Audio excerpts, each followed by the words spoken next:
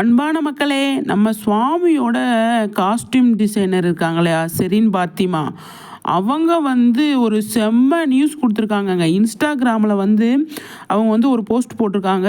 இன்னைக்கு லைவ் இன்ஸ்டாவில் வரோம், ஒரு செம்ம நியூஸு உங்களுக்கு செம்ம சர்ப்ரைஸு, ஒரு பெரிய விஷயத்தை நாங்கள் ரிவீல் பண்ண போகிறோம், பெரிய அனௌன்ஸ்மெண்ட் பண்ண போகிறோம் அப்படின்னு சொல்லியிருக்காங்க. அது பயங்கரமாக ஃபேன்ஸ்லாம் துபாய் போயிட்டு வந்த பிறகு நிறைய பேர் செம்மையாக பேசிகிட்டு இருந்தாங்க இல்லையா. அதுக்கு செரீன் என்ன சொல்லியிருக்காங்க, நீங்கள் அவ்வளோ லவ் கொடுக்குறீங்க, அவ்வளோ சப்போர்ட் பண்ணுறீங்க, நினச்சாலே ரொம்ப சந்தோஷமாக இருக்குது அப்படின்னு சொல்லிட்டு அவங்க ஒரு போஸ்ட் போட்டிருக்காங்க. இன்றைக்கி சாயந்தரம் பயங்கரமான ஒரு நியூஸ் உங்களுக்காக இருக்குது, நாங்கள் இன்ஸ்டாகிராமில் லைவ் வரோம் அப்படின்னு சொல்லிட்டு அவங்க போட்டிருக்காங்க. அது அவ்வளோ பேர் ஷேர் பண்ணியிருக்காங்கங்க. சூப்பராக இருக்குது அப்படிங்கிறது. நம்ம சுவாமி துபாய் போனதில் என்ன பண்ணிட்டு வந்தார் அப்படிங்கிறத நமக்கு ரிவீல் பண்ணுவாங்களா, இல்லை வேறு ஏதாவது ப்ராஜெக்ட் ஏதாவது பண்ணுறாங்களா அப்படின்னு தெரியல. ஆனால் ஏதோ பெருசாக இன்றைக்கி இருக்குது அப்படிங்கிறதான். கண்டிப்பாக இன்றைக்கி பெருசாக நமக்கு வெயிட் பண்ணுறோம், நம்ம சுவாமிக்கிட்டேருந்து செம்ம நியூஸ் இருக்குது அப்படிங்கிறதான். ஏன்னா செரீன் பாத்திமா சொல்லியிருக்காங்க, அவ்வளோ லவ் நீங்கள் எங்களுக்கு கொடுத்துருக்கீங்க, நாங்கள் உங்களுக்கு திருப்பி கொடுக்கணும்ல அப்படின்னு சொல்லியிருக்காங்க.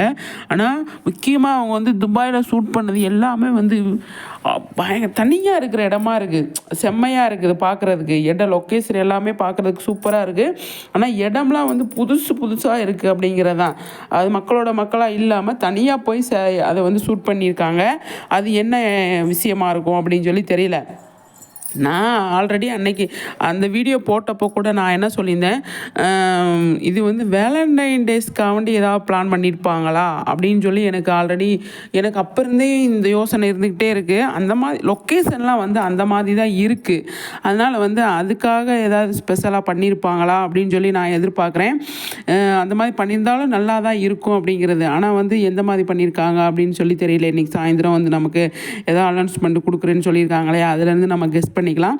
ஆனால் எனக்கு தெரிஞ்சு நான் யோசிக்கிறது வேலண்டைன் டேஸ்க்காக தான் அவங்க ஏதாவது பிளான் பண்ணியிருக்காங்க. பயங்கரமாக பிளான் பண்ணி துபாயில் போய் பயங்கரமாக சூப்பராக ஷூட் பண்ணிட்டு வந்திருக்காங்க அப்படிங்கிறது தான்.